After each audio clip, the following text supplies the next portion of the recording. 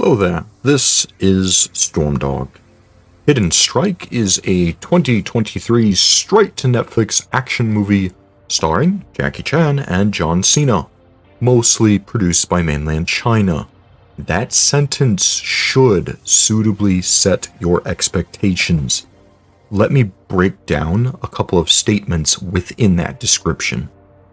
Straight to Netflix should temper your expectations. In the last few years, Netflix has begun either producing its own content or buying it from a foreign market and slapping their logo on it, especially with the Indian market. These are statements of fact, not opinions. I follow a lot of foreign movie markets in that hemisphere for their action way too much. Either way, these are this generation's straight to VHS or DVD or video. It's a VOD, video on demand. That has never really been a mark of quality. In the 80s and 90s, it did often mean you'd see some crazy action with stars that actually knew what they were doing physically, not just being coached. Sounds familiar in the context of this movie, right? I wish the analogy extended further, as the fight scenes often had good choreography, and overall the content could be a lot edgier. Unfortunately, due to this being a Chinese mainland production, we are lucky their censors allowed in much of anything. The movie mostly feels like a PG-13 experience. My subconscious said throughout many sequences, yes, a G.I. Joe movie. I'm kind of getting off track and hitting later points, but back to the statement, straight to Netflix.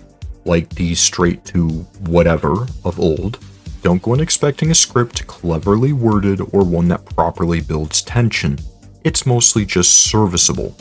The character motivations are kind of fluid, with Chan's character taking this job to protect his estranged daughter, and he mostly keeps that. Cena's character wants to provide water for his adopted village, getting himself into situations to raise that money that at first puts him on the side of the villains. Then his brother dies, and he's sort of betrayed, bringing him back to the good guys. The climax is fueled by the motivation of this oil plant. Chan's character is there to extract all the workers and scientists of that plant safely, and Cena is there to help his brother capture a scientist who is supposedly a high-value terrorist. Allegedly. Spoilers, the scientist is not, and Cena was being lied to. Villains capture the scientists who know how to run the plant and set up a heist to steal the thousands of gallons of oil the plant produces and escape on an oil tanker. Here is where the motivation doesn't really work.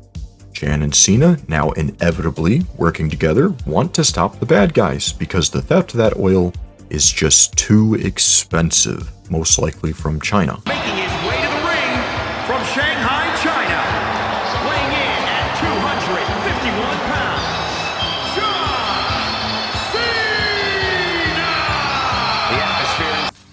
The earlier motivations are kind of ignored, and this one supplants them, despite how shallow it is. It would have been better to stick with the others. This, in my humble estimation, comes from the statement that the film was produced by mainland China. These patriotic at best, jingoist at worst, motivations creep into a lot of the films they hope will be successes internationally.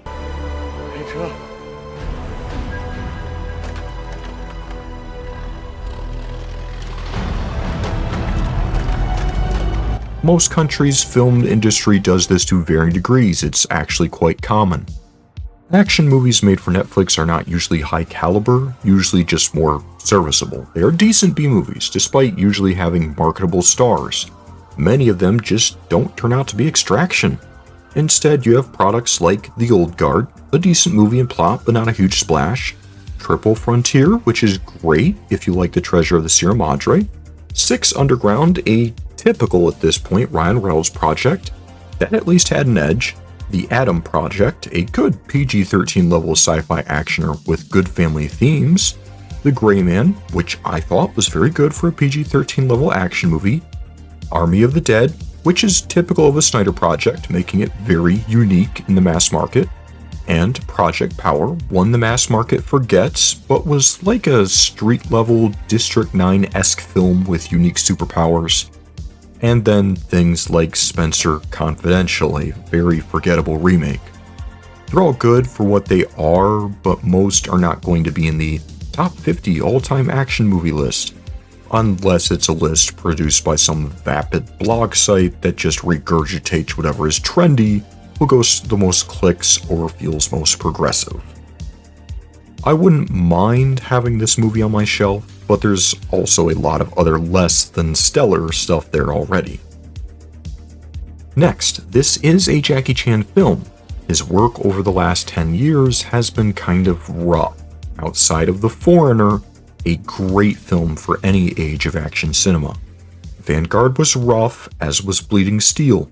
His brief appearance in Iron Mask is not really worth it. Kung Fu Yoga was rough. Railroad Tigers was decent.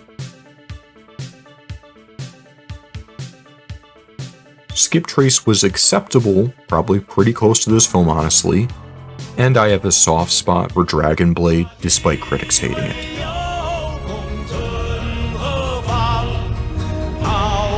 We are friends. I want to help you. The film gives us the best of the classic Jackie Chan we can hope for at this point. He has an acrobatic fight with a villain at the end, and it's entertaining and has a comedic edge while also showing Jackie's struggle, just like his classic stuff. Like I said, it's the best we can expect from at this age, and it was better than I've seen from him recently. There are other small stunts that the behind the scenes show him doing himself, and it's impressive at his age. He really worked for this one. No doubt some spots were embellished with stand-ins or CGI, and you can see it a bit in places. For a mainland China film, the CGI in this isn't bad.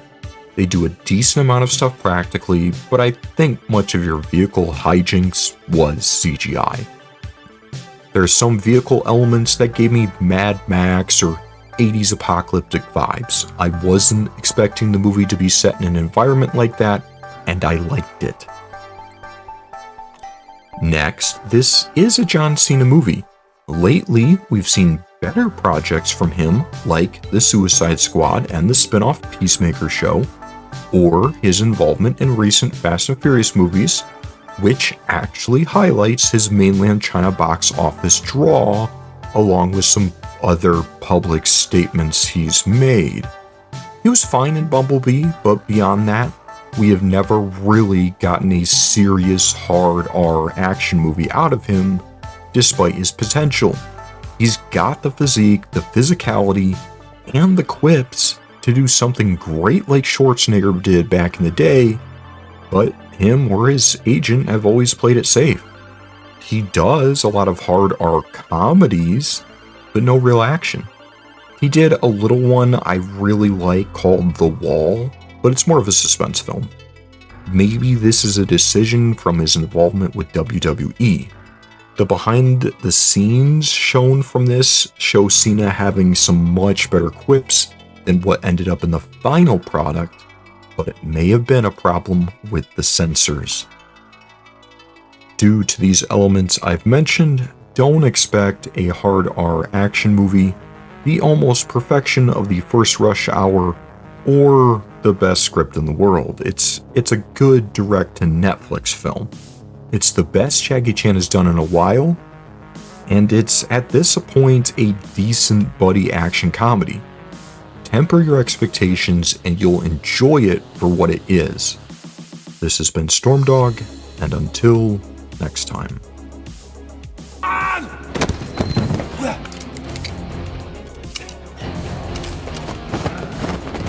Hey!